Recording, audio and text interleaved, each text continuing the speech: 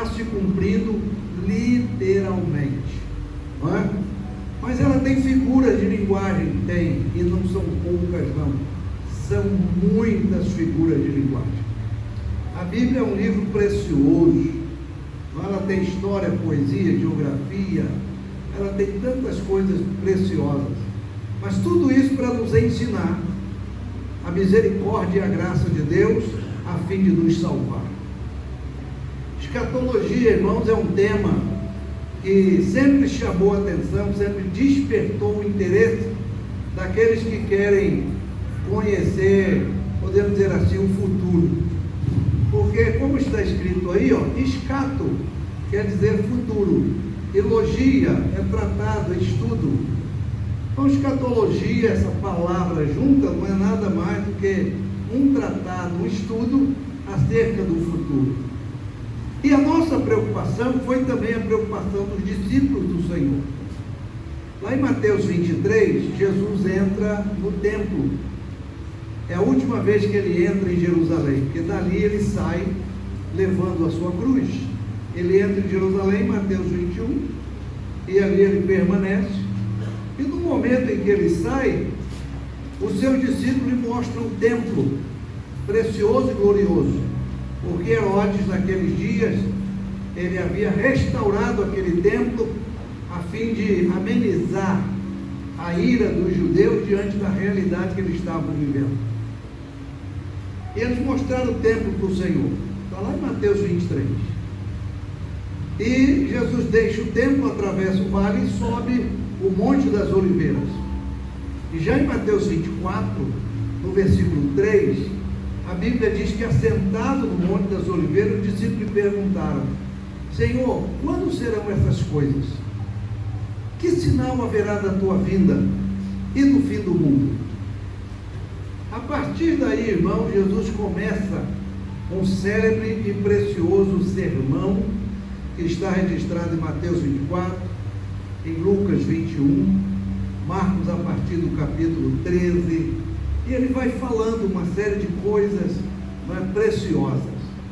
Já o Evangelho de João, o que ele diz sobre a expectativa da sua volta, está lá no Evangelho de João, no capítulo 14, quando ele está ainda no cenáculo mobiliado, ainda está ali com seus discípulos, porque Jesus, em João, ele entra naquele lugar no capítulo 13, ali ele celebra a ceia, lava os pés, dá um bocado molhado a Judas, e diz para ele: você tem que fazer, faz depressa.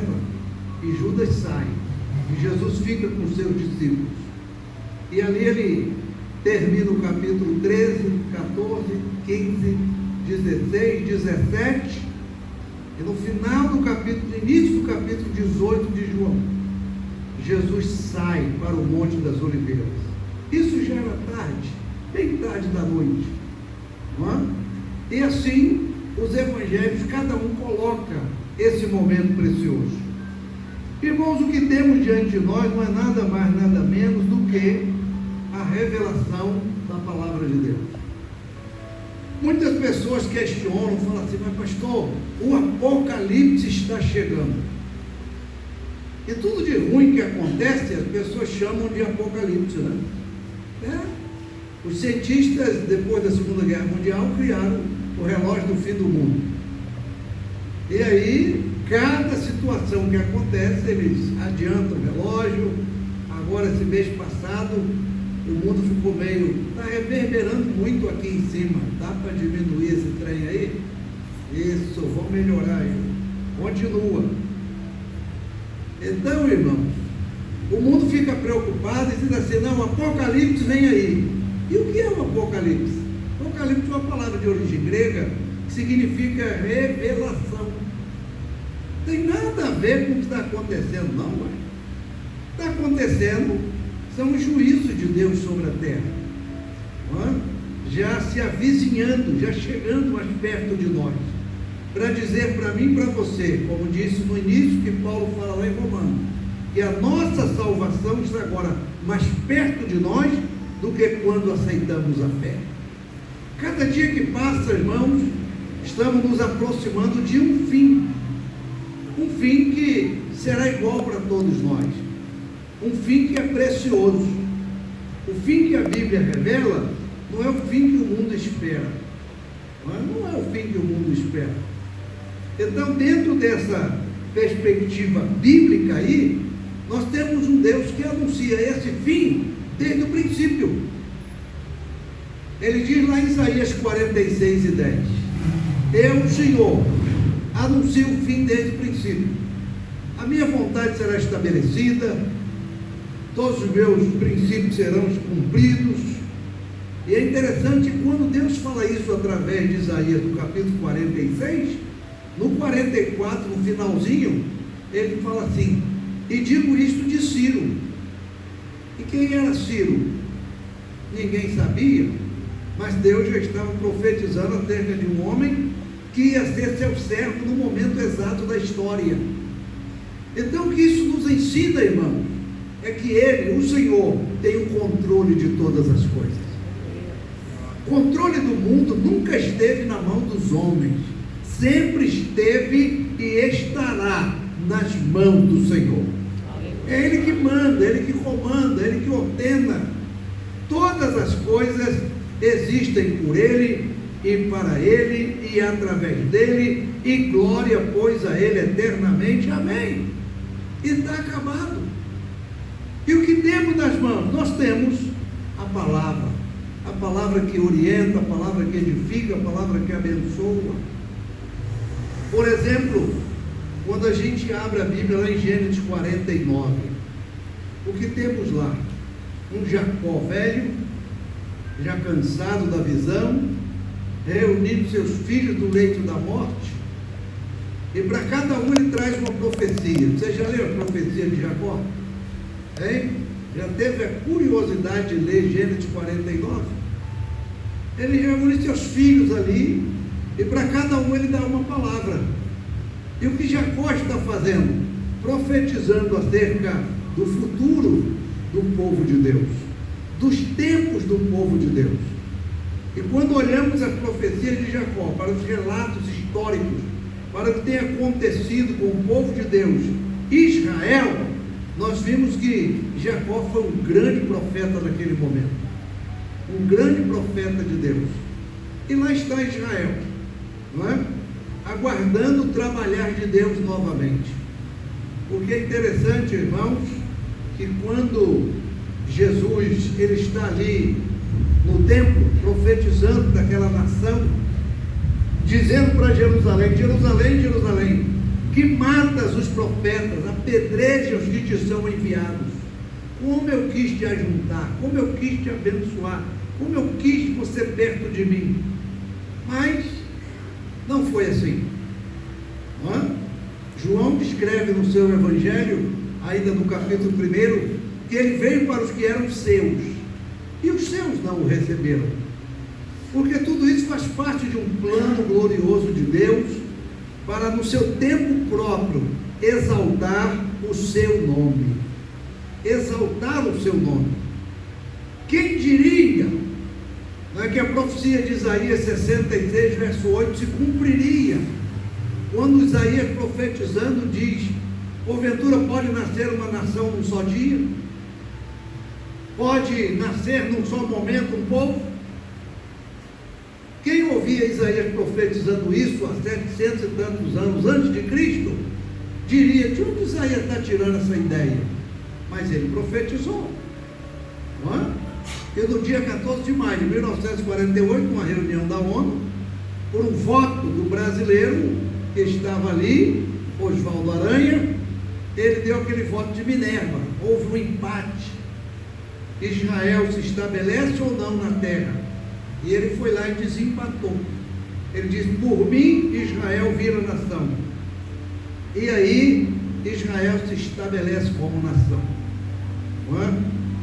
E para você ter uma ideia do que foi isso na vida do povo de Deus, você precisa ler um livro chamado O Êxodo. Quem já leu esse livro aqui? Já leu? Muito bom. O Êxodo. Nesse livro o autor narra esses momentos cruciais que antecederam esse 14 de maio de 48.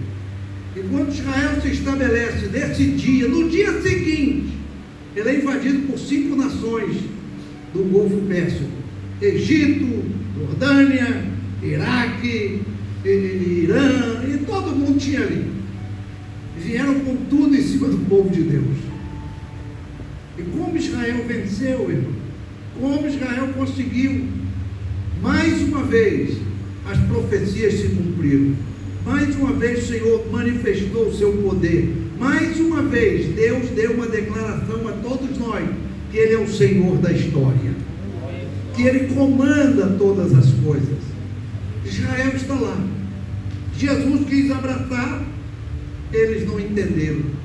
E Jesus disse para eles assim: a vossa casa ficará deserta, até aquele dia em que digais: bendito que vem em nome do Senhor. A casa vai ficar deserta aí. Humanamente Israel está bem, politicamente caminhando para o propósito de Deus, socialmente, intelectualmente, nação poderosa na terra. Porque uma parte de Ezequiel 47 se cumpriu.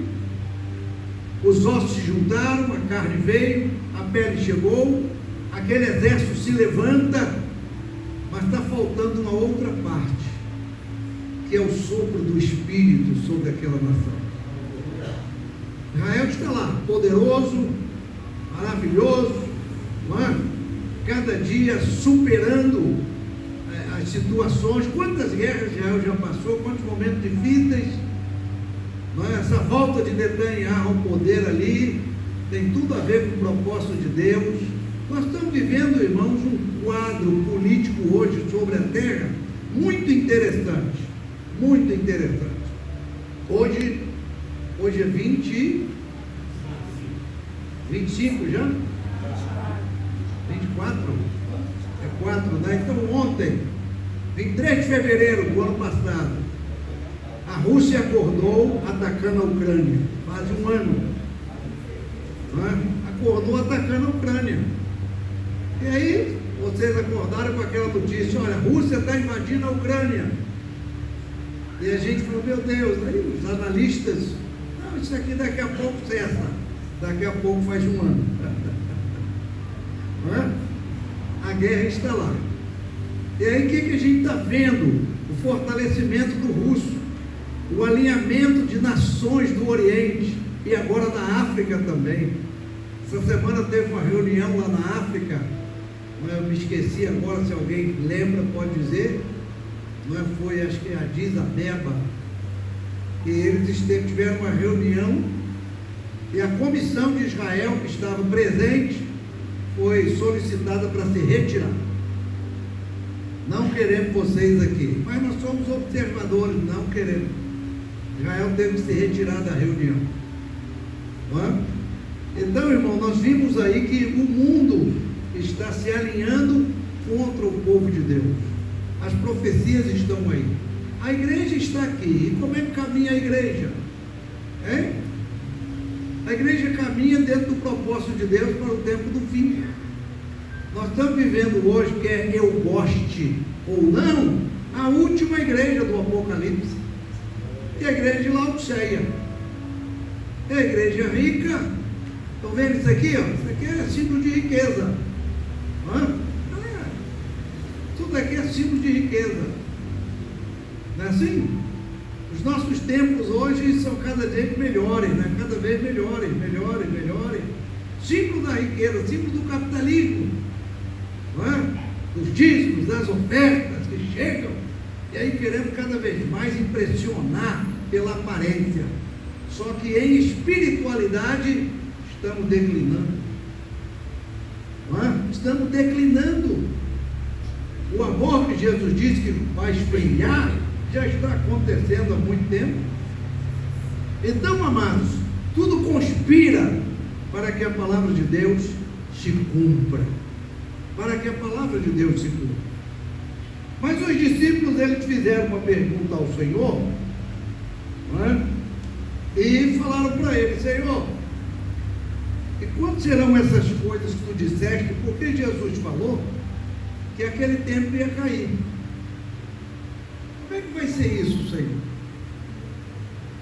E o templo caiu, irmão. Jesus falou, não vai ficar aqui pedra sobre pedra que não seja derribada.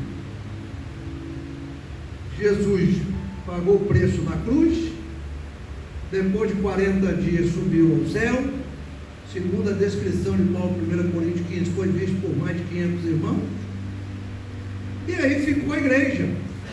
Pentecostes cumpriu-se, o que tinha que acontecer, aconteceu, a igreja caminhou e chegou até aqui pela misericórdia de Deus. Não é? E Israel ficou lá, lutando, brigando contra Roma, porque a questão da invasão, irmão, o sofrimento do povo, aquela angústia toda, tem um fator histórico muito grande, muito grande. Israel não estava sofrendo simplesmente com os romanos, eles já vinham sofrendo. Antes de Roma era o Império Grego, antes do grego era o Império Persa, antes do Persa era o Medo-Persa, antes dele foi a Babilônia. E de onde veio Israel? Do Egito. Entende? Depois da divisão de Salomão, ficaram duas partes daquela nação: o Reino Norte, com capital de Samaria, Reino Sul, capital de Jerusalém. O Reino Norte, dominado pela Síria, foi embora. O que restou mais tarde foi também o povo de Deus que lá estava sofrendo, não era de hoje, não era de hoje. Tem muita história por trás disso tudo. Até que eles se rebelaram, Roma manda um exército poderoso, e no ano 70 da era cristã, sob o comando de Tito, um general romano, Jerusalém é totalmente destruída. E aí o povo é disperso pelo mundo afora. E a Palestina torna-se terra de ninguém. E aí vieram as lutas, os muçulmanos, os mouros, as cruzadas, tanta gente, ingleses, tantos indianos, tantos dominadores passaram por aquilo ali. Não é? E a terra ficou lá. Até que veio o sultão, não me lembro o primeiro nome dele, tinha um Saladino, que construiu aquela grande mesquita muçulmana lá no Monte Moriá, né, onde havia o templo de Salomão, e está lá. Hoje quem vai a Jerusalém, ou quem tira foto de Jerusalém, tem lá aquela mesquita com domo dourado, que eu digo para todo mundo, aquilo não me representa, aquilo não representa o povo de Deus. Aquilo ali é o templo muçulmano. Ele construiu aquele grande, o menor do lado, e o que sobrou para Israel? Um muro que eles lamentam até hoje. Não é? Então, amados irmãos, tudo isso faz parte da história. E onde está essa história?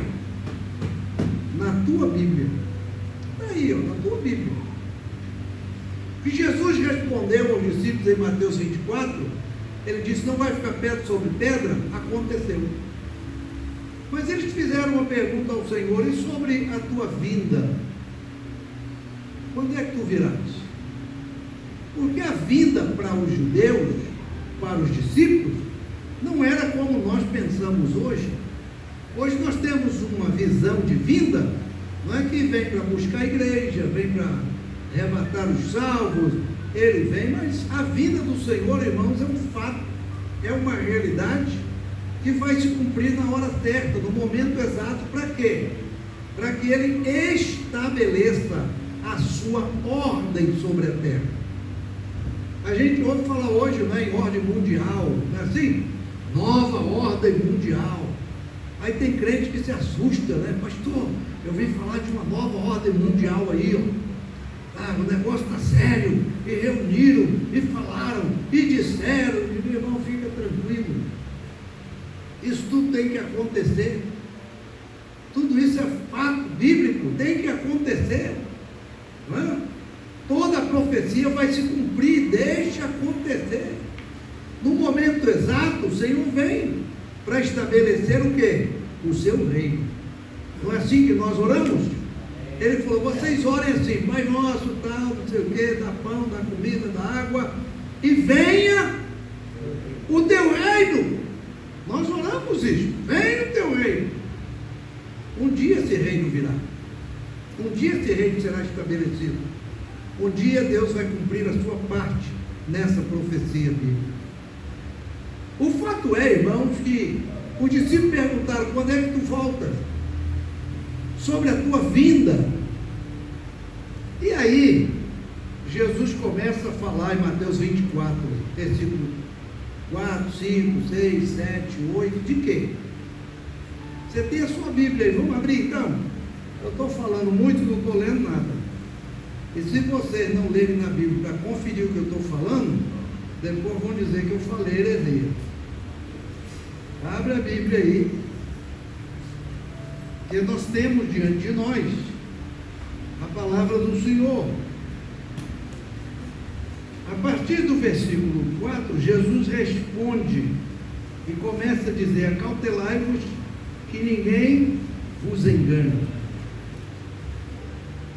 Porque muitos virão em meu nome, dizendo: eu sou o Cristo, e enganarão a muitos.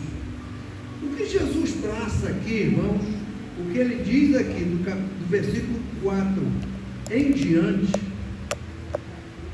nós temos que entender pela palavra que muitas coisas do que Jesus está dizendo, em primeiro lugar, é para responder à pergunta dos seus discípulos: que sinal haverá da tua vinda? Isto é, da tua vinda de novo. Quando é que você vai voltar de novo para essa terra?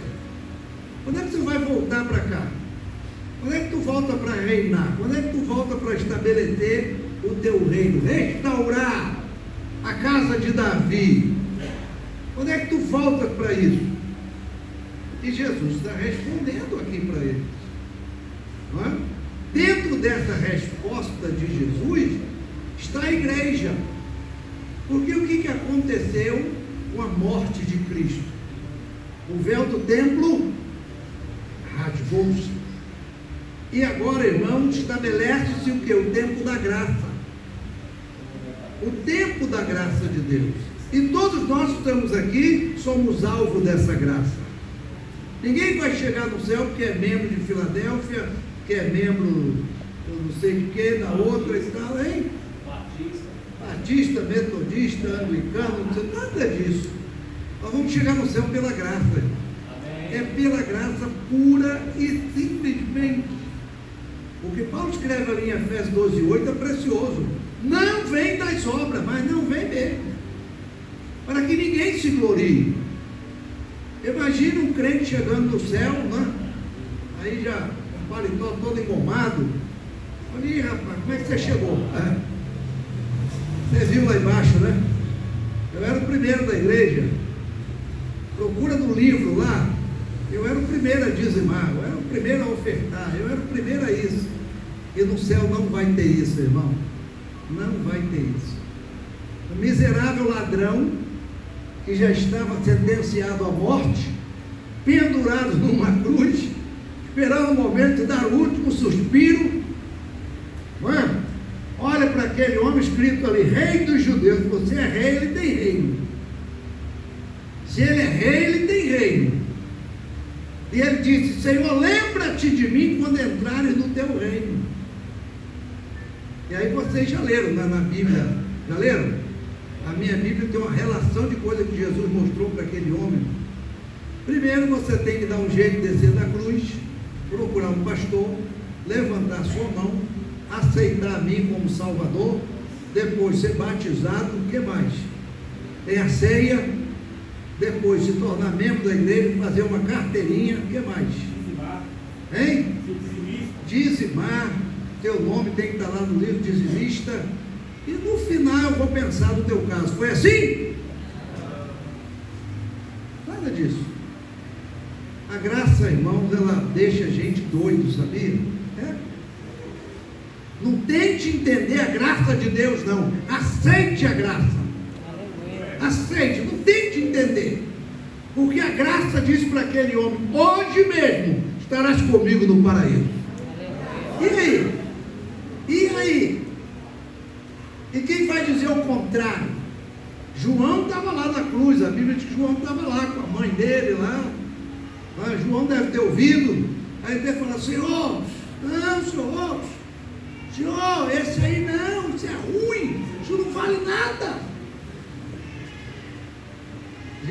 é nem aí para João. Sabe? Nós somos salvos pela graça. Vamos chegar nessa eternidade preciosa pela graça. Vamos alcançar os céus. Mas como é o céu? Não sei. Eu não sei. O apóstolo Paulo, 2 Coríntios 12, ele traz ali algo precioso e fala: olha, eu conheço um homem, que eu não lembro de que maneira, sei que ele foi arrebatado e ele chegou no terceiro céu, ao paraíso. Está escrito lá, não está? Não é isso mesmo? Está escrito? Vai conferindo aí para ver se eu não falo bobagem. Vocês vão lendo na Bíblia. Vocês são bereanos ou não são? Os bereanos conferiam. Paulo pregava, eles estão lá correndo, lendo as escrituras para ver se era assim. Não é? Então, Paulo disse: olha, eu não sei de nada, não, só sei que eu fui lá, eu vi coisas tão preciosas, tão maravilhosas, que não é lícito dizer para vocês, não. E aí, para que ele não se exaltasse pelas excelências das revelações, Deus permite lá que ele chama de espinho na carne, né? Mensageiro de Satanás para lhes bofetear. E aí, irmãos, Paulo teve que conviver com aquilo até o dia da sua morte. E é assim comigo e é assim com você. Deus só falou para Paulo assim: a minha graça te basta. O que nos basta é a graça. O resto vai vivendo. Mas pastor, o médico falou que eu estou com câncer. Ué, como é que você vai para o céu se não for com câncer? Não é assim? Ué. Eu acho engraçado o crente. O crente canta do céu, fala que é ir para o céu, céu, lindo céu, céu. Aí o médico falou: tu tem 3 meses para ir para o céu. Ele desespera. Ele desespera. O médico falou que eu tenho 3 meses, meu Deus!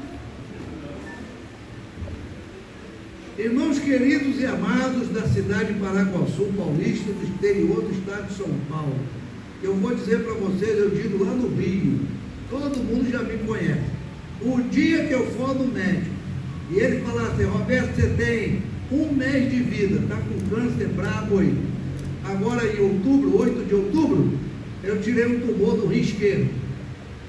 Fez aqui uma cirurgia. Aí o médico falou: isso aí é um câncer. Eu falei: qual o problema? Você está querendo me amedrontar?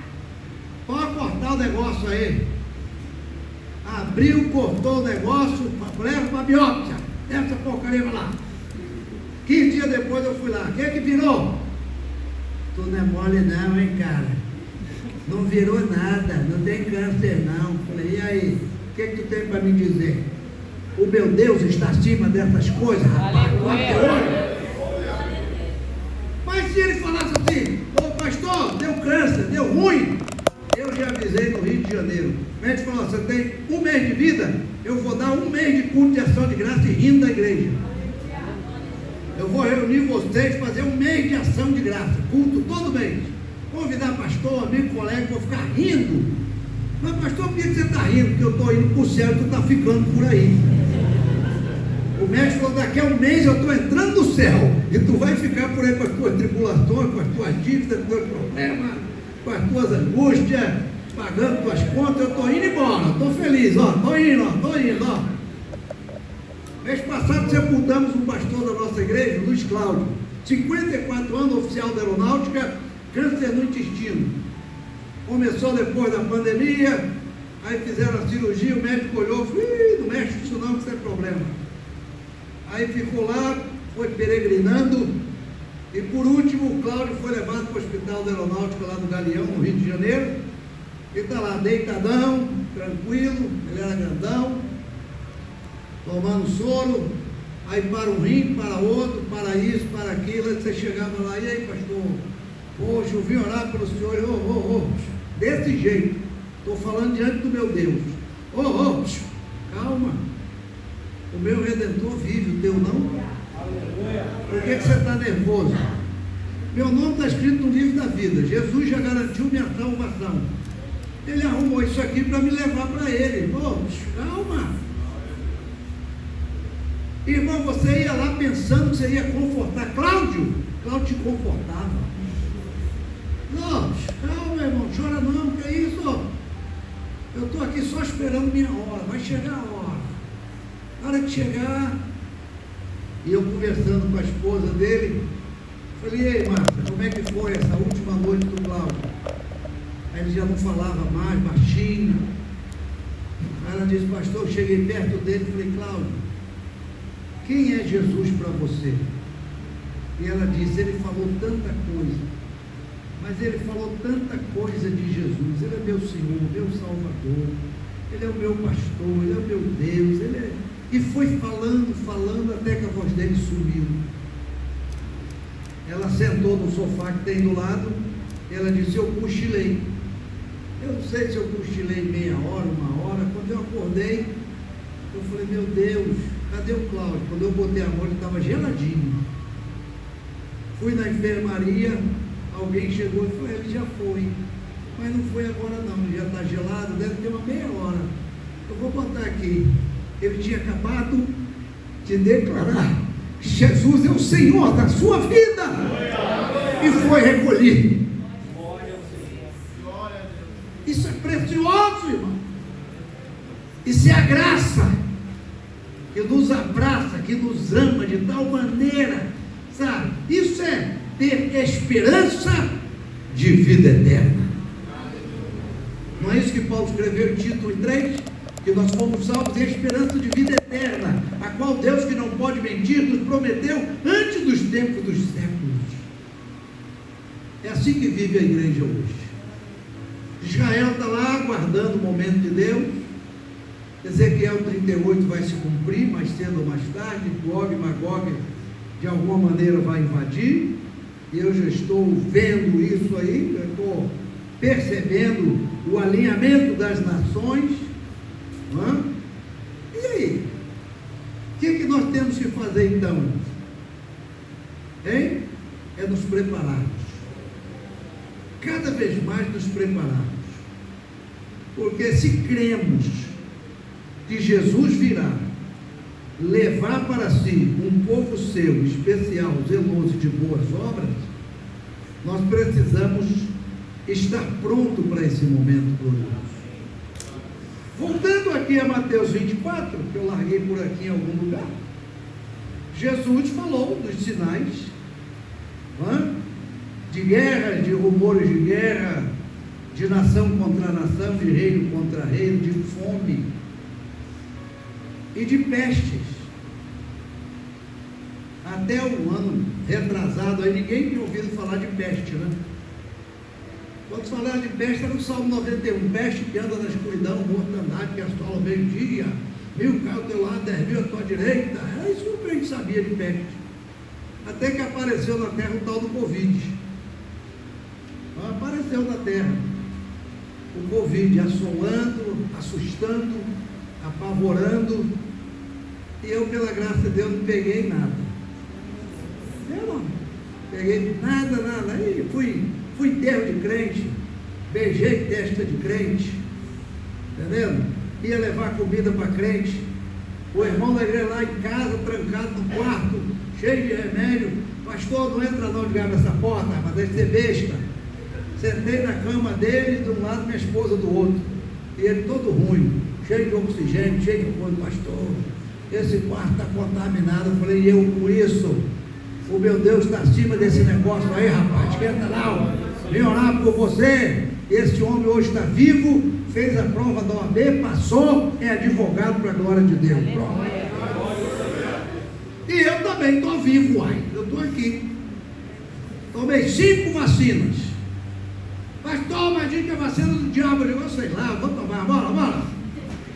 Tomei a primeira, tomei a segunda, agora tem que tomar a terceira, aí tem que tomar a quarta, que é da gripe.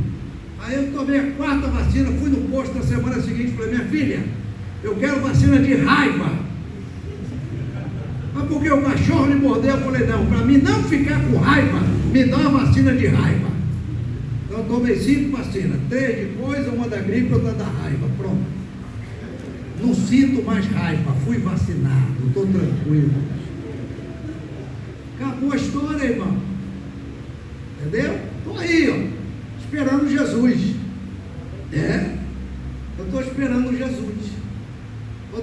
estava no pátio da igreja lá na freguesia, aí estava pensando nesse mundo doido, né, que a gente está vivendo hoje, cada dia uma novidade, cada dia uma história. Eu falando, meu Deus, mas que mundo maluco é esse, meu pai? Tudo doido. E, irmão, veio ao meu coração, mas muito forte, aquela expressão de Romanos 1. O mundo está assim porque mudaram a verdade de Deus em mentira. Eu entrei no gabinete, abri a Bíblia, fiquei olhando para o versículo e ele olhando para mim. E nós dois ali. Mudaram a verdade de Deus em mentira. Por que o mundo está desse jeito? Porque mudaram a verdade de Deus em mentira. Mudaram, irmão. O mundo mudou, está tudo mudado, está tudo de cabeça para baixo. Entende? Então nós precisamos, como homens e mulheres de Deus, estarmos atentos ao quê? Aos dias que estamos vivendo, a esse tempo que está se abreviando, porque o tempo se abrevia, não é? O tempo se abrevia.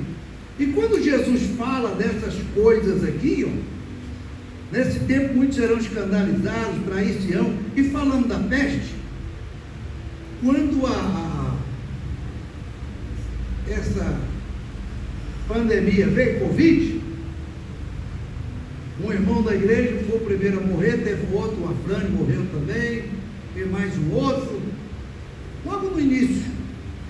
Eu estava madrugada na minha sala, perguntando para Deus que tempo é esse, que eu não estava entendendo nada, e essa Bíblia aqui, estava em cima da mesa, e eu botei a mão assim e abri, falei, Deus, fala comigo alguma coisa, e quando eu abri lá em Mateus 24, Mateus 24, e lá Isaías 24, quando eu abri, está lá, eu, Senhor, esvazio a terra, e aí eu comecei a ler Isaías 24, eu falei, meu Deus, o que sucede ao servo, sucede ao Senhor, o que sucede ao pobre, sucede ao rico, e a terra vai lamentar e vai chorar. Eu fui lendo aquilo ali, eu falei, meu Senhor Jesus. Aí eu fui lá para a biblioteca, peguei um livro, um comentário de Isaías, abri o capítulo 24 e o autor dizia, este capítulo é escatológico. Esse capítulo é para um tempo determinado. Eu passei a madrugada lendo, me deliciando, conferindo outras profecias bíblicas e percebendo que o Senhor é fiel à sua palavra. O Senhor é fiel. Graças a Deus, pastor, o Covid passou, não tem mais peste na terra. Se você acompanha as notícias, está surgindo aí vírus piores do que o Covid.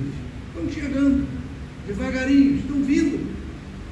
E o que é isso? É a palavra de Deus se cumprindo a cada dia. A cada dia, a cada dia. Jesus fala no verso 12 que por se multiplicar a iniquidade, o amor de muitos esfriará. E o que é iniquidade? A iniquidade, irmãos, é injustiça. Iniquidade é pecado? Sim, mas o que é o pecado aqui? O que é iniquidade aqui? É injustiça. As injustiças, de um modo geral, está fazendo o amor do povo esfriar. Esfriar. Pela misericórdia do Senhor, eu tenho vigiado nessa área, no social. Temos vigiado em todas as áreas da nossa igreja. Nós não somos igreja rica nem poderosa, estamos lá dando glória para Jesus, dizendo que Ele é bom. Mas ajudamos 8 missionários que não são do nosso ministério. Todo mês a gente tem uma despesa de 15, 16, 17 mil com missionários, todo mês. Sustentando gente na Índia, na China, em Luanda, em Senegal, em Guiné, mandando oferta para esses crentes. E o que eu digo para o povo da igreja, você não está ofertando, você está investindo. Está investindo na sua vida espiritual. Porque quando a gente ama a obra de Deus, quando a gente realmente procura cumprir o propósito de Deus, irmão, o povo vem junto, vem junto. Tive que tirar um obreiro lá do Rio, de uma igreja filial nossa. Esse obreiro tinha deixado o emprego, tinha deixado a sua casa lá que ele morava, veio morar na casa da igreja, botou uma pessoa na casa dele, e quando teve a necessidade dele sair para retornar para casa, a pessoa que morou lá quebrou tudo. Eu fui lá ver a casa, tudo destruído. Aí eu digo o que para esse obreiro? Digo, não, irmão, dá o teu jeito. Não, senhor. Falei para os irmãos, vamos construir a casa do obreiro, gastamos 18 mil. A casa dele está lá prontinha, está morando lá feliz da vida. Ele fala mal do capeta, ele fala mal do inferno, só não fala mal de mim, porque pela graça de Deus, eu o abençoei e está lá ele morando numa casa nova para a glória de Deus. Pastor, então tu é rico? Eu não sou rico não, quem é rico é vocês. Sabe onde está o dinheiro do reino de Deus? Está no teu bolso, está na tua mão, está na tua bolsa. O dinheiro do reino de Deus está na mão do povo de Deus. E quanto mais o povo de Deus abençoa, mais são enriquecidos, mais são abençoados. É assim que eu creio, é assim que eu caminho, é assim que eu espero Jesus. Não é? E com raiva. Eu espero Jesus com raiva. O pessoal já sabe. Chega de noite, eu vou para o culto, aí pastor, como é que foi seu dia? Daquele jeito, né? Tive que aturar um monte de coisa, Jesus não voltou, tem que ficar com raiva. Aí eu brinco com ele, vou para o quintal da igreja, Jesus, tu vai vir ou não vai vir? Vem ou não vem? Fala aí, vem ou não vem? Hein? Eu trabalhava no Rio de Janeiro, vou voltar para a escatologia. Trabalhava no Rio de Janeiro um tempo atrás, tem bastante tempo. E na Avenida Rio Branco, uma avenida grande, lotada de carro, de ônibus, guarda buzinando, aquele barulho. E eu parei numa pilastra de um prédio. E eu falei assim, ô Jesus, vem cá, explica um negócio. No meio dessa barulhada aí, como é que a gente vai ouvir a trombeta? Que está escrito na tua palavra que a trombeta vai tocar. Como é que a gente vai escutar? Eu perguntei. Se você crê, amém. E você não crê, amém também. Eu encostado na pilastra, eu ouvi uma voz falar nesse ouvido: os salvos ouvirão e entenderão. E eu comecei a chorar no meio de uma avenida, lágrimas descendo dos meus olhos. Se alguém passar, o senhor está passando mal, moço? Eu digo, não, acabei de ouvir o Espírito Santo. Como é que vai ser? Eu não sei. Porque Paulo, quando fala do arrebatamento lá em Coríntios 15, 51, ele fala de um mistério, não é? Ele fala de um mistério. Olha, vai ser um mistério. Nem todos dormiremos, mas todos seremos transformados, e vai ser no momento, abrir e fechar de olho, 1 Coríntios 15, 58, 52. E aí a gente vive nessa esperança. As profecias que Jesus falou, elas estão aí, se cumprindo a cada dia. Cada dia. E o versículo 13, irmãos, de Mateus 24, para mim é precioso. Jesus diz assim: mas aquele que perseverar até o fim, será salvo. Perseverar como? Diante de tudo que ele disse anteriormente, esse contexto todinho aqui, de guerra, de fome, de nação, de traição, de reino, de bagunça, de peste. Quem perseverar no meio disso tudo, quem conseguir superar tudo isso, quem conseguir passar por tudo isso aí com a cabeça erguida, Jesus falou, vai ser salvo. Porque não é mole não, aguentar tudo isso e não ser salvo não é brincadeira não. Vai ser salvo. E o que nós estamos esperando? Esperando exatamente que se cumpra a palavra. Dentro das dispensações, nós estamos vivendo hoje a dispensação da graça de Deus. A graça preciosa, a graça maravilhosa, a graça que aperfeiçoou o Antigo e o Novo Testamento. Hoje eu falava com o pastor Rafael sobre Hebreus capítulo 11, que ele disse que se alegrou muito quando ele estava lendo Hebreus 12, daquela grande nuvem de testemunha, né? E a gente fica olhando para aquilo ali e diz que a testemunha é ele. Não. Ali voltou a estar falando dos heróis do Antigo Testamento, que viveram uma fé completamente diferente da nossa. Eles não tinham nada, irmãos, não tinham nada. O que Abraão tinha para crer? Hein? Hoje você tem um Jesus histórico, você tem um Jesus, você tem a Bíblia, você tem a história, você tem filme, você vai lá em Jerusalém, não, vou lá, pego um avião, vou lá. Onde enterraram ele? Tem 2 túmulos lá, tem o túmulo do católico e tem o túmulo do crente. Tu visita os 2. Procura ele lá no tudo que é lugar. E você vai encontrar uma tabuleta e dizer assim, ele não está aqui, ele ressuscitou. Então, amados, nós vivemos uma fé que a gente tem alguma coisa que agarrar. E aquele povo do passado agarra o quê? Aí Hebreus diz que na cruz o Senhor aperfeiçoou eles conosco, tirou-os da condição que estava, colocou numa condição melhor, uma condição preciosa, uma condição gloriosa. E aí todo aquele povo do Antigo Testamento habita hoje, biblicamente, eu creio, o paraíso. O paraíso. E quando o Senhor vier, segundo Paulo, lá em 1 Tessalonicenses 4, a partir do versículo 13, não quero, porém, irmãos, que sofram com demais, que não têm esperança acerca dos que já dormem, para que vocês não sofram.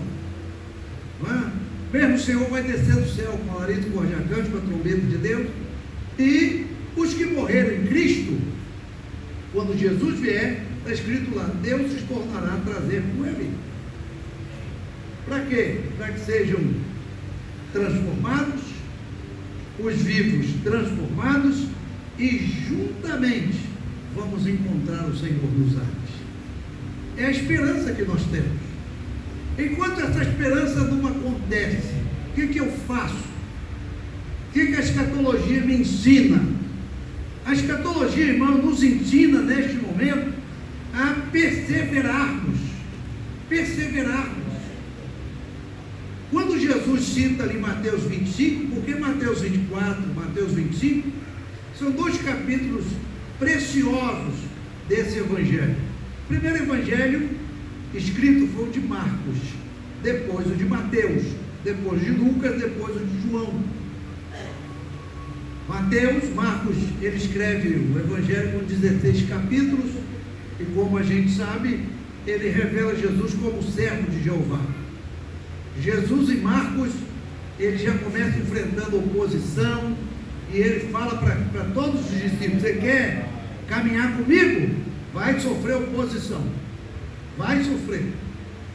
Aí quando eu vejo uma igreja hoje alarmada, com possíveis situações que virão, eu digo, mas que igreja é essa que não lê Bíblia? Mas eu estou pronto para o que der e vier. Eu aprendi a cantar o hino da harpa, assim, eu quero estar com Cristo quando a luta se travar. Eu aprendi esse hino, quero estar com Cristo quando a luta se travar. Não é?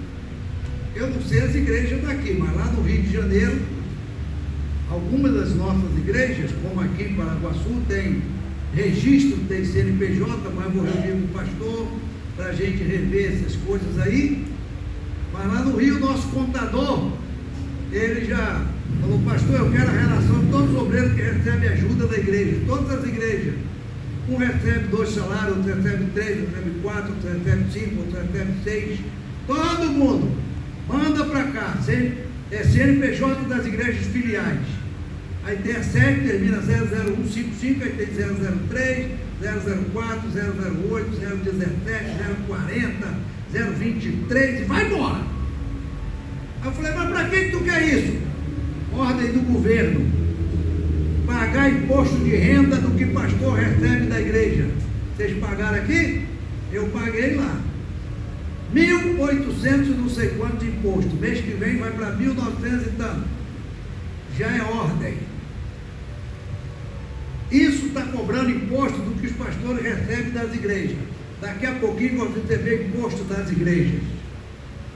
Mas pastor, o que é isso? Isso é a palavra se cumprindo, uai. Sereis odiados por causa do meu nome? Sereis perseguidos por causa do meu nome? Quem matar um de vocês vai estar julgando que está fazendo um favor para Deus. Mata o do crente fala, eu matei porque eu estou fazendo um favor para Deus. Jesus falou isso, Jesus falou. E aí? Aí eu vou me assustar com o que está acontecendo na terra? Eu? Nunca. Eu levanto minha cabeça, dou glória, aleluia, amém, e vou caminhando. Não é? Moro lá naquele Rio de Janeiro, altamente atribulado. Está chovendo lá como nunca. Terça-feira fui lá na sede, a sede é lá no Complexo da Maré.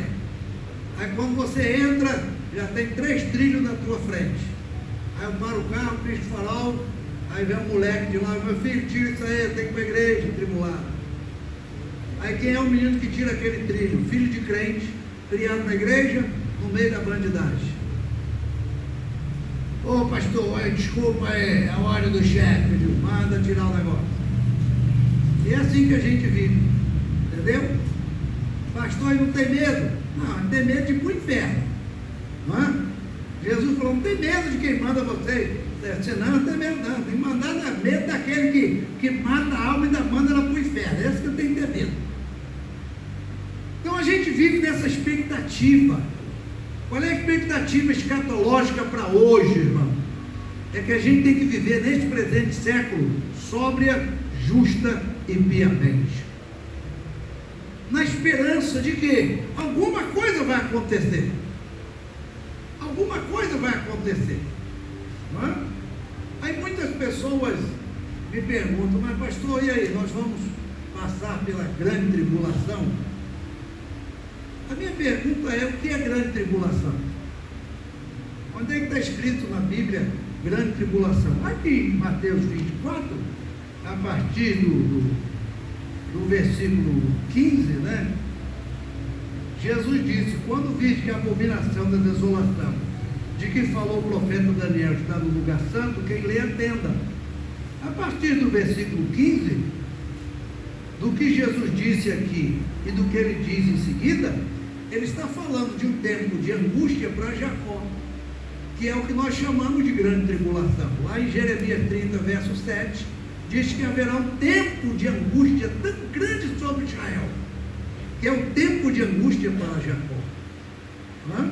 Tempo de angústia para Jacó. Segundo as profecias, esse Jerusalém que está lá tranquilo, aparentemente tranquilo, né, vai sofrer ainda bastante coisa. Israel tem sofrido desde o momento em que eles disseram uma palavra diante de Pilatos. Lembra qual foi? Pilatos lavou a mão e falou, estou livre do sangue desse homem inocente. E eles disseram o quê? Que o sangue dele caia sobre nós e sobre os nossos filhos. Caiu sobre eles e está caindo sobre os filhos. Entende? Israel está lá. E as profecias sobre Israel são muitas. Você já leu Zacarias 14, verso 2?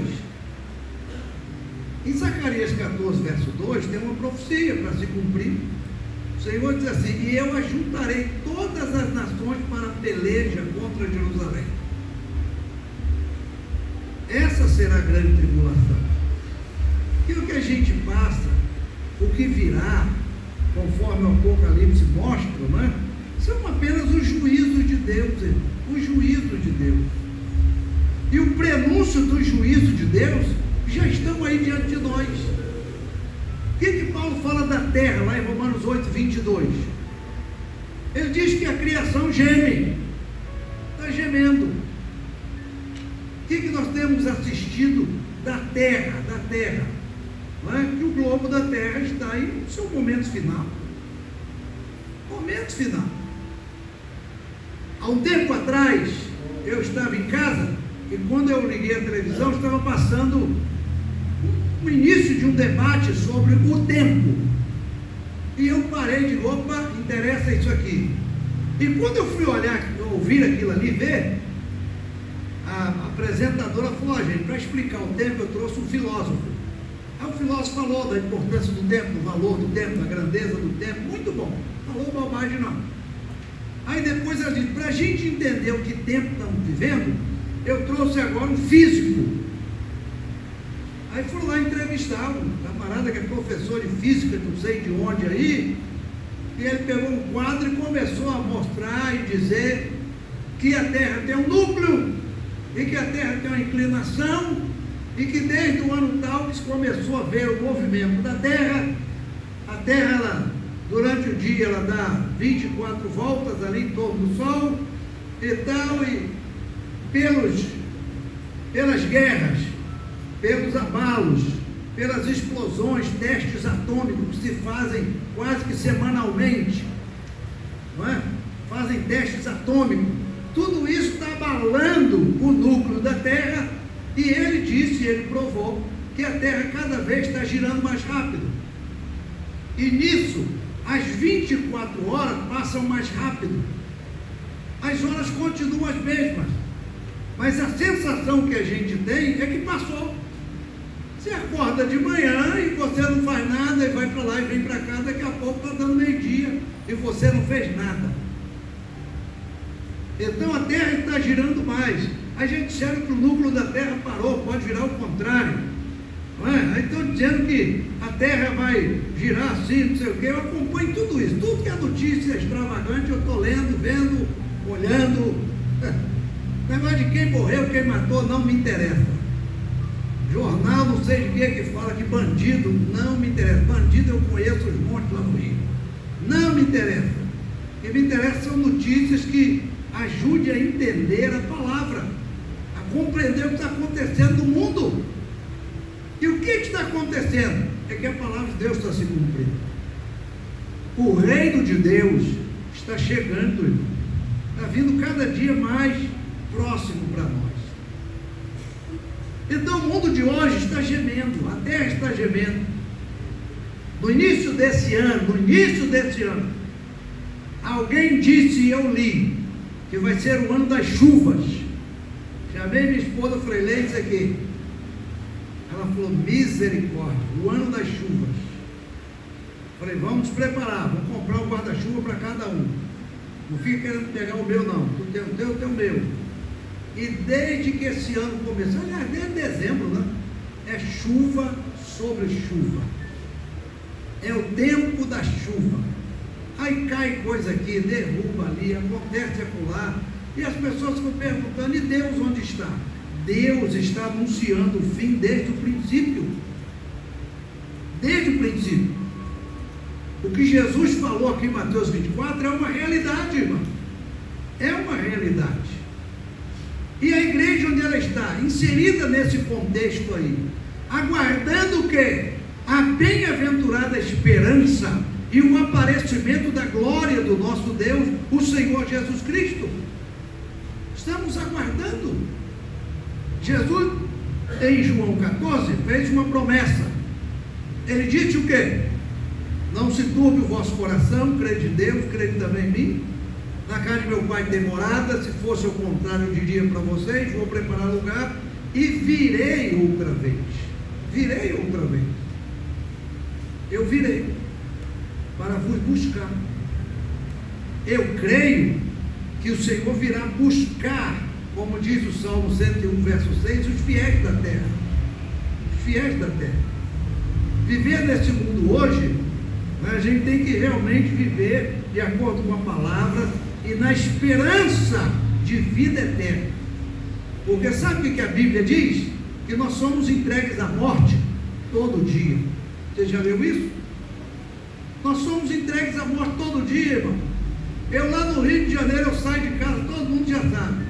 Eu me benzo da cabeça aos pés. Em nome do Pai, do Filho, do Espírito Santo, da cruz, da palavra, até chegar lá. Eu boto o pé fora de casa, eu não sei se eu vou entrar vivo dentro de casa.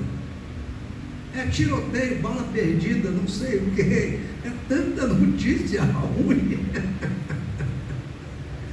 Eu oro, peço misericórdia e vou. Entendeu? Aí foi para aquele buraco tudo. Você estava no cemitério semana retrasada, sepultando a sogra do cantor Marco Aurélio. A mãe de Natália, a mãe do pastor, meu Deus, qual é o nome dele? Eufrásio. faleceu também com câncer no intestino. Estava lá. Aí, nós estávamos no cemitério, sepultando a irmã. Estavam roubando o carro lá fora. Aí você fala, mas meu Deus, eu vim sepultar um, estão roubando o carro. É assim, é desse jeito. Aí você tem que sair com esperança de vida eterna. Se alguma coisa acontecer, você vai lá para Apocalipse 14, 13. O que está escrito lá? Está escrito que são bem-aventurados os mortos que desde agora morrem no Senhor. Sim, diz o Espírito, para que descanse dos seus trabalhos e as suas obras o sigam. Então morrer hoje é lucro. Quem quer morrer hoje? Ninguém quer. A Bíblia diz que é lucro morrer hoje. Bem-aventurados que desde agora morrem no Senhor. Mas ninguém quer morrer. Olha aí, pastor, viu? O fato é, amados, que nós vivemos dentro dessa esperança escatológica, dentro dessa esperança gloriosa, dentro desse momento glorioso em que a palavra de Deus está se cumprindo. Deus cumpriu a sua palavra desde o princípio. Desde o princípio. Tudo que ele falou a respeito de Israel se cumpriu. Tudo que ele falou se cumpriu. Nenhuma palavra caiu. Josué falou isso, lembra? Quando Josué está terminando seu livro, capítulo 24, ele reúne os anciãos de Israel e diz, olha, de todas as boas palavras que o Senhor falou, tudo se cumpriu, nenhuma palavra caiu, Deus cumpriu tudo. E Deus é fiel para cumprir até o final. A palavra de Deus não volta vazia. Nós estamos vivendo um tempo que se avizinha para um fim que a Bíblia coloca diante de nós. Um fim que a Bíblia coloca diante de nós. E no que cremos? Cremos na palavra. Quando Daniel interpreta o sonho lá de Nabucodonosor, Daniel capítulo 2, Nabucodonosor tem um sonho, esqueceu o sonho, Daniel é chamado, vai orar, e aí Deus mostra a ele a cabeça de ouro, o peito de prata, o ventre de bronze, as pernas de ferro, e os pés é ferro misturado com barro. Cada fase daquela estátua ali se cumpriu, irmão.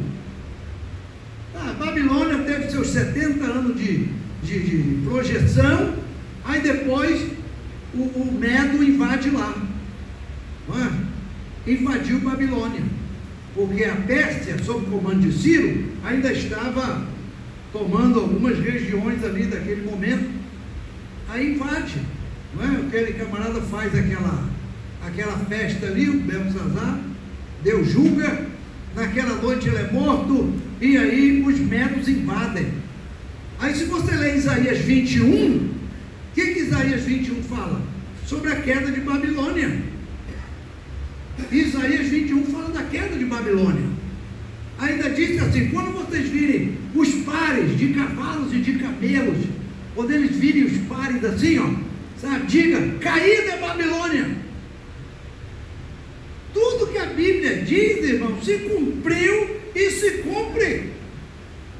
Você não tenha medo da palavra, não. Abraça a palavra, ame essa palavra, porque ela está se cumprindo.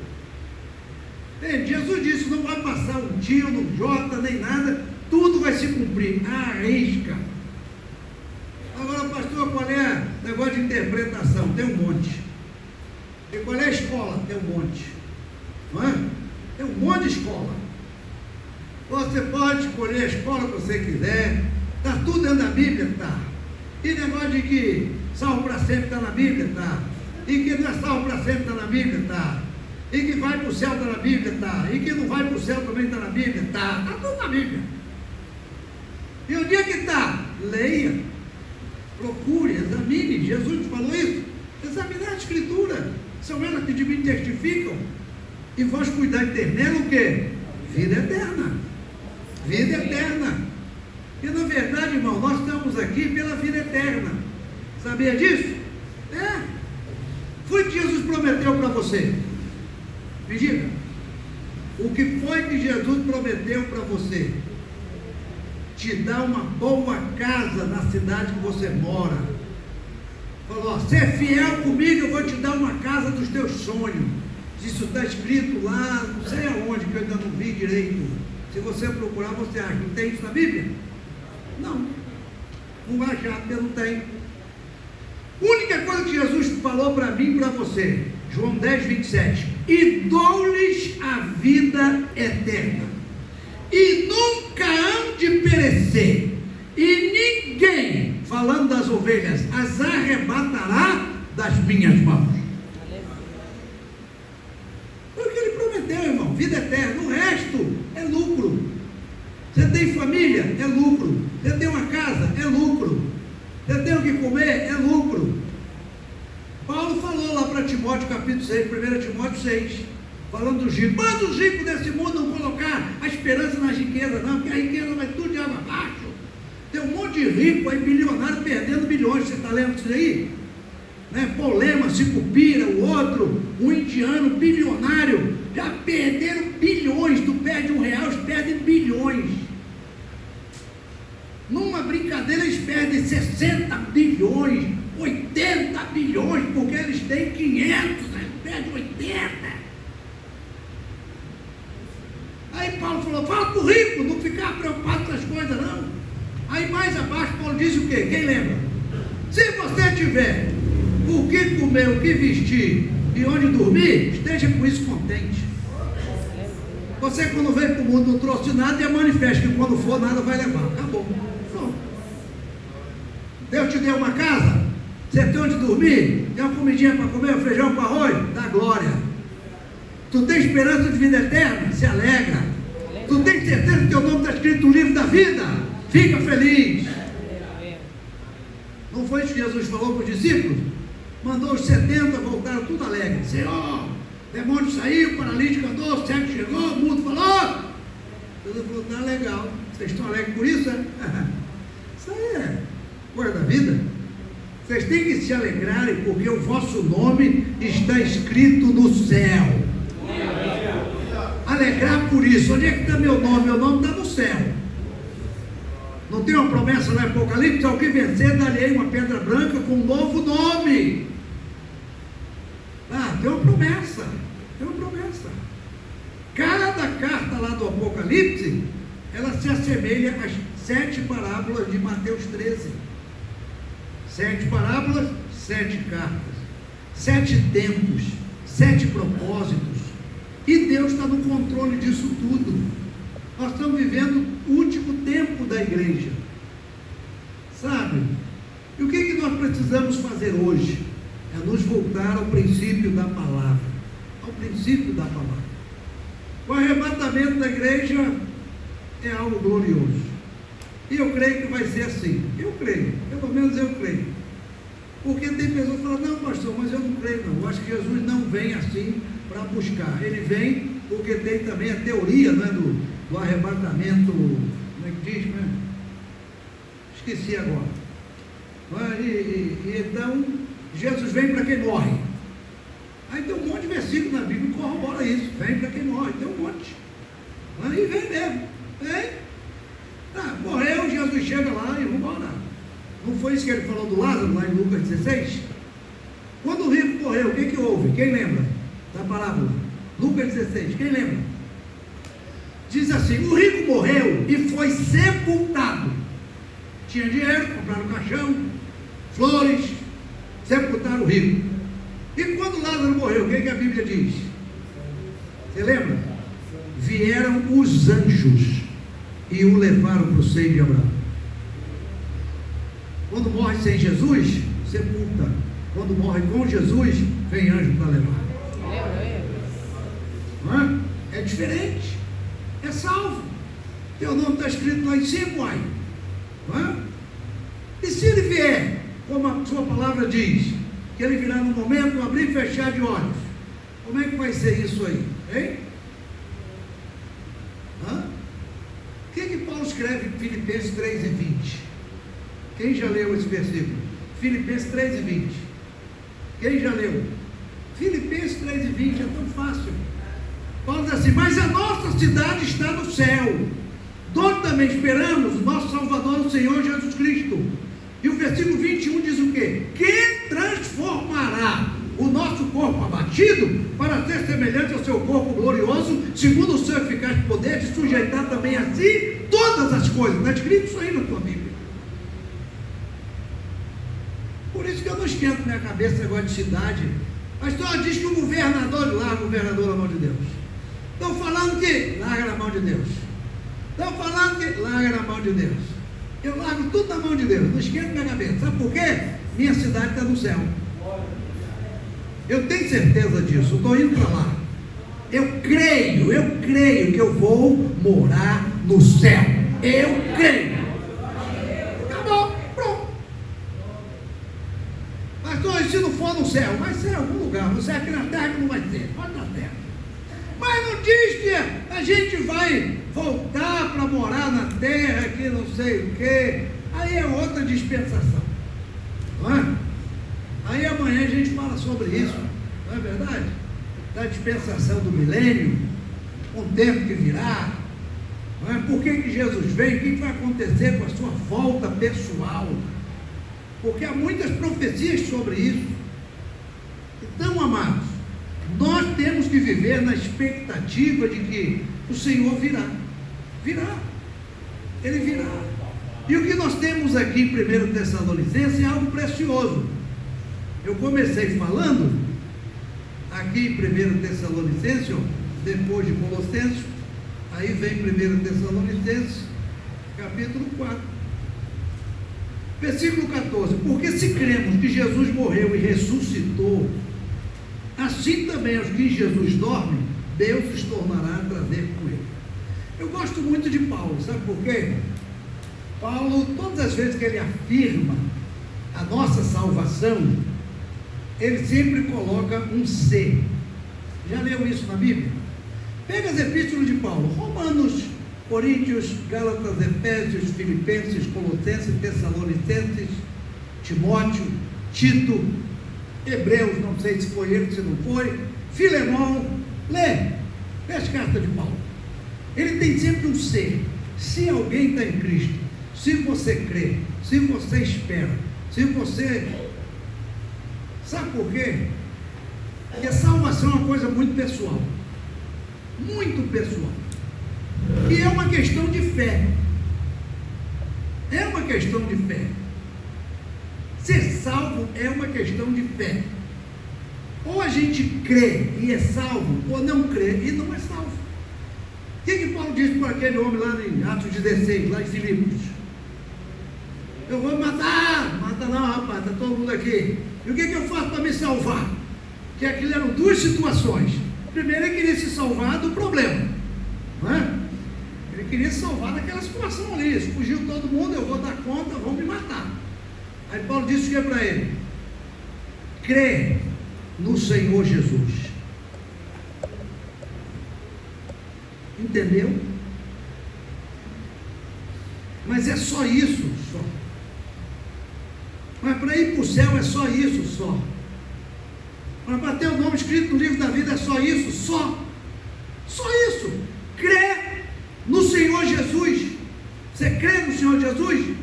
Creio. Tá bom, chega, tá bom.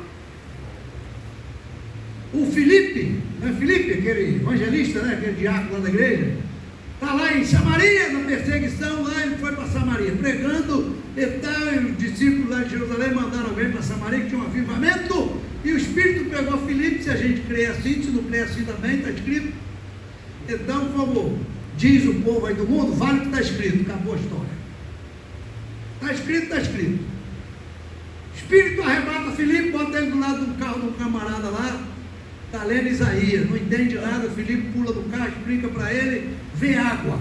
Fala, tem água aí, que me impede que eu seja batizado? O que é que Filipe disse para ele? É lícito se você crê de todo o coração. Ele falou assim: eu creio, rapaz. Eu creio que se Jesus é meu Senhor. Eu creio. Filipe falou: tu crê, vamos descer, vamos batizar. Batizou o sujeito, ele foi embora para onde ele ia, batizado, feliz, contente. Filipe voltou não sei para onde lá. E acabou a história. É assim que Deus faz. Como é que eu sou salvo? Crendo. Ah, mas o pastor falou creia. Que a Bíblia disse creia.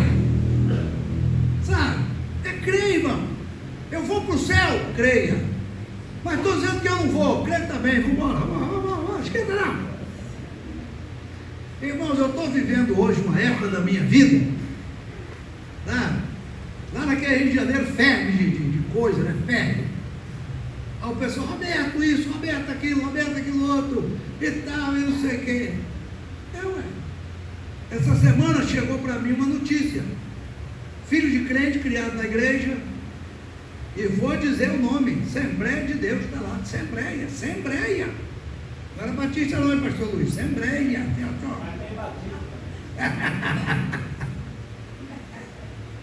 Esse moço se descobriu gay. Procurou o pai e a mãe, o pai não entendeu, procurou o pastor, botou ele para fora da igreja, falou, tem que ter um jeito. Essa é a história. Tem que ter um jeito. Criado na igreja, o que é que ele conhece? Porque pelo menos ele lê Bíblia. Falou, tem que ter um jeito.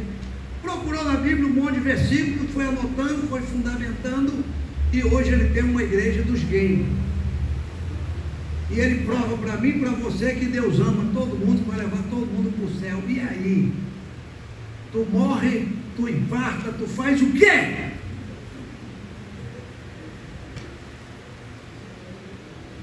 Hein? São os dias de hoje. São os tempos trabalhosos que Paulo fala. Tempos difíceis. Sabe? Tempos difíceis, irmão. Nós estamos vivendo esse tempo hoje. A palavra de Deus está se cumprindo. A gente fica olhando para essa situação toda, ainda estamos brincando nesse mundo. Sabia que o mundo não é parque de diversão, é um campo de batalha? É um campo de batalha. O mundo é um campo de guerra, irmão. É um campo de guerra. Eu tenho tido muita experiência com o meu Senhor, pela misericórdia dele. Eu estou andando lá onde eu moro, aí você andando na rua, tu vê de tudo, gato, cachorro, tudo. Aí eu estou olhando lá, aquele troço lá, a mulherada toda animada. E eu falei, Jeová, vem cá, ô Jesus, Espírito Santo, vem aqui. Como é que é esse negócio? A gente tem que andar na rua para ver tudo isso. O Espírito Santo falou comigo, ele fala comigo. Ele falou assim, levanta os teus olhos. Quando você está em pé olhando para uma pessoa nessa altura, você vê ele daqui para baixo. Vê tudo que ele tem para mostrar para baixo. Se você levantar os olhos, você vê ele daqui para cima. O Espírito falou para mim, levanta os teus olhos. Jesus não falou isso? Lá na oração dele? Ele não devia ter orado, mas ele orou, Pai, eu não peço que os tire do mundo, deixa todo mundo aí no mundo, deixa tudo aí. Não tira ninguém do mundo, só livra do mal. Mas larga tudo aí, para conviver com o mundo, sabe? Ser provado pelo mundo. O mundo é uma forma de sermos provados. E aí Jesus está voltando. E aí? Está voltando para quem morreu? Amém. E vai voltar para quem fica? Amém. E qual é a nossa esperança? Vida eterna. Então Paulo está dizendo aqui, ó, que Jesus dorme vai trazer. Sabe? Nós não vamos, os ficarmos vivos, não vamos preceder os que dormem. Paulo aqui está descrevendo, irmãos, algo glorioso. Claro que se você me fizer falar, mas pastor, isso aí não tem influência de coisas gregas, de suposições gregas, filosofia grega, tem um monte de influência. Eu leio tudo isso. Eu tenho um amigo que ele mora lá no Chicago, Zaldiva agora ele é doutor em teologia, pós-doutor de não sei de quê. Ele lê grego de cabeça para baixo, ele lê hebraico de cabeça para cima. Tem esses caras, crânio, é Zaldiva. Ele está escrevendo um livro agora sobre as influências gregas na linguagem de Paulo. Aí quando ele liga para mim, ele fica meia hora conversando. Ele fala espanhol, eu entendo pela graça de Deus, e a gente fica ali platicando. E aí ele vai mostrando, pastor, olha aqui, ó, essa expressão de Paulo, olha o grego aqui, não sei o que, fala aí, Zaldiva. Aí ele vai lá para o grego, aí mostra, é isso aí. Aí eu digo, Zaldiva, eu creio em quê? No grego ou em Paulo? Quem revelou para Paulo? Porque Paulo disse que não foi revelado pela carne e pelo sangue, foi o Senhor que revelou. Como é que fica, Zaldiva? Aí ele diz, crê em Paulo, diga amém. Paulo, tá bom.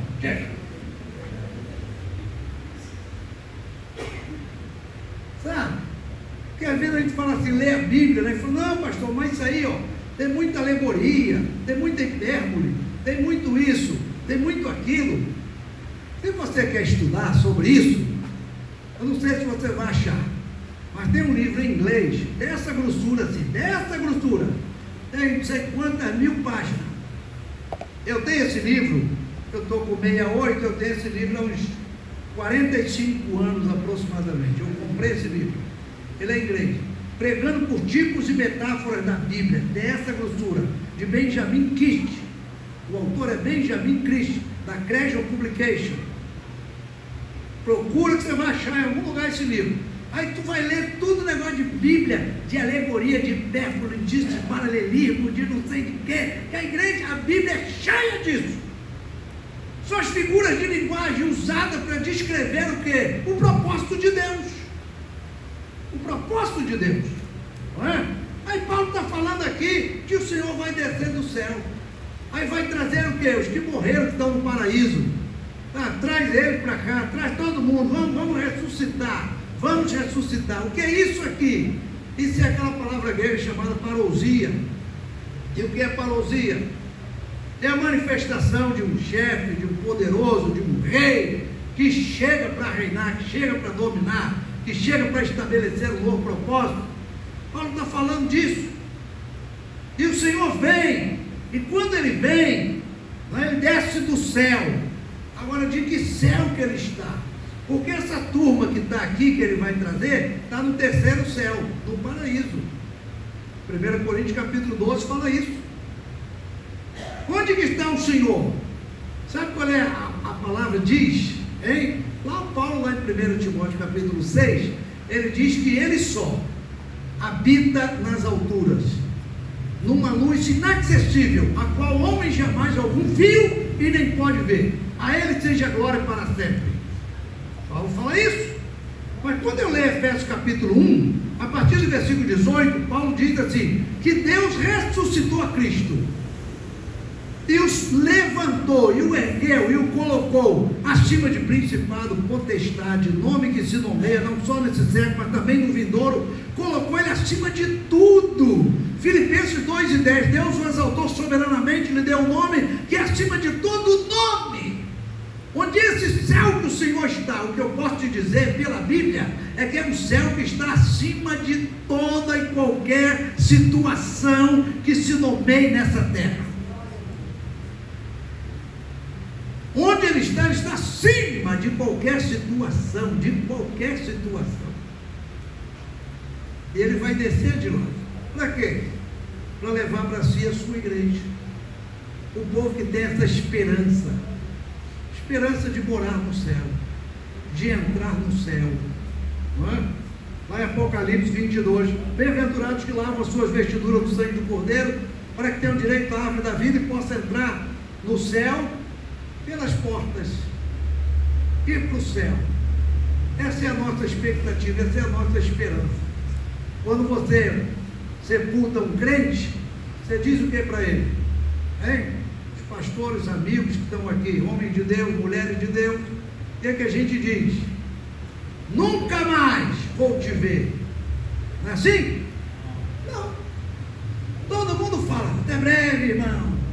Daqui a pouco a gente está junto. Por que você fala até breve? Hein?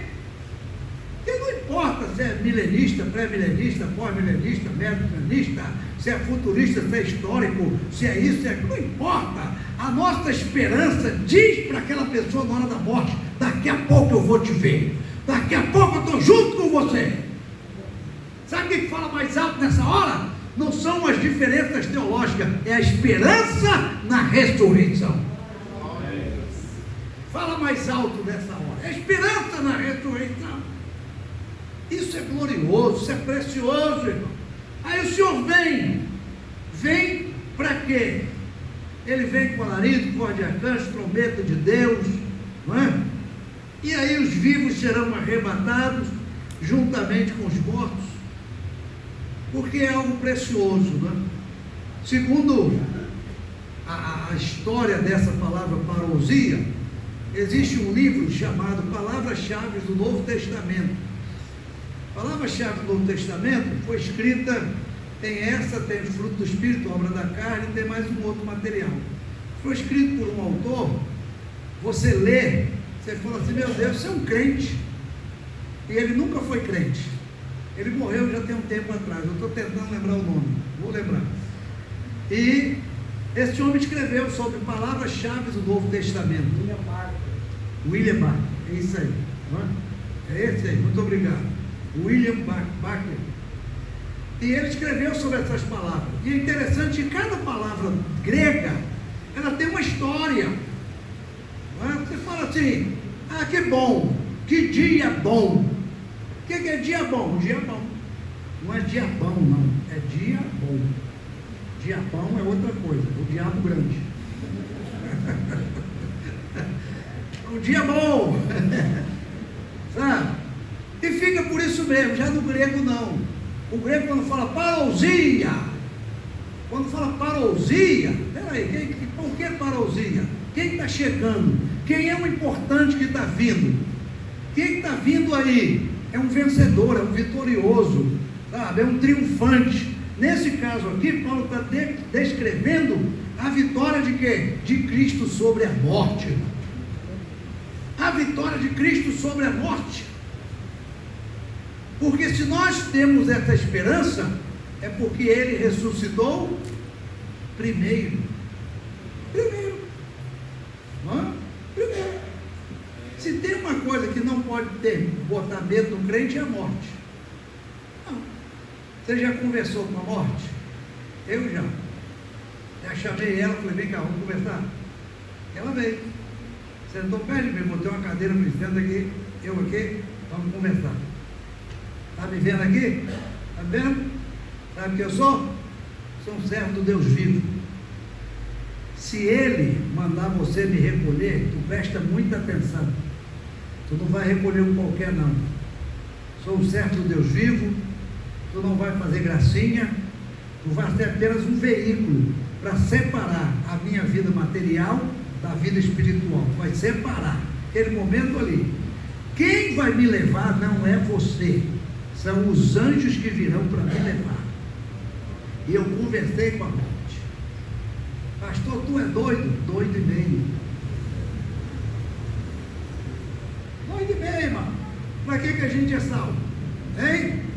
Para ter ousadia. Paulo não diz isso? Hein? O que diz Hebreus 4,16? Tendo, pois, irmão, ousadia. Então, amados, o que está acontecendo aqui? É a vitória do Senhor sobre a morte. Desfazendo. A morte dominou até esse momento aqui. Quando o Senhor chegar, todos que morreram em Cristo ressuscitam. E aí vão encontrar o Senhor aonde? Nos ares. Vamos encontrá-lo nos ares. Porque nesse primeiro momento, segundo a dispensação, segundo os históricos, Jesus Cristo, a vida do Senhor se dará em duas fases distintas. Mas tem outra corrente que diz que é tudo a mesma coisa. E tem outra corrente que diz que Jesus vai vir no meio da tribulação. E tem outra corrente que diz que nós vamos passar pela grande tribulação. E qual é o problema? Eu tenho um pastor nos Estados Unidos, um amigo, que ele é lá de sei lá, qual é o nome daquele lugar lá? Pensilvânia. Ele está lá há muitos anos. E ele ensina para a igreja que nós vamos passar pela grande tribulação. Ele ensina. Olha, irmão, você se prepara, hein? Porque o anticristo vai vir, e não sei o quê, e vai matar crente, vai degolar teu pescoço, e ele ensina tudo, os crentes ficam tudo apavorado. Eu falo, mas rapaz, tu crê nisso? Eles falam assim, olha, eu falo o que a Bíblia está dizendo. Se Jesus vier antes, amém. Se vier depois, amém. Se ele não vier, os crentes já estão preparados para o que der e vier. Eu ensino, pronto. E acabou. Ora. Ele fala para os crentes, teu olho, o anticristo vem aí, ele vai matar, ele vai fazer, ele vai com os crentes, fica tudo com medo, tudo apavorado. Ora, e se ele vier? Não é verdade? O apóstolo Paulo, quando escreve essa primeira carta aqui, falando dessa vinda gloriosa do Senhor, ele apavora a igreja. Que a primeira carta que Paulo escreve é Tessalônica.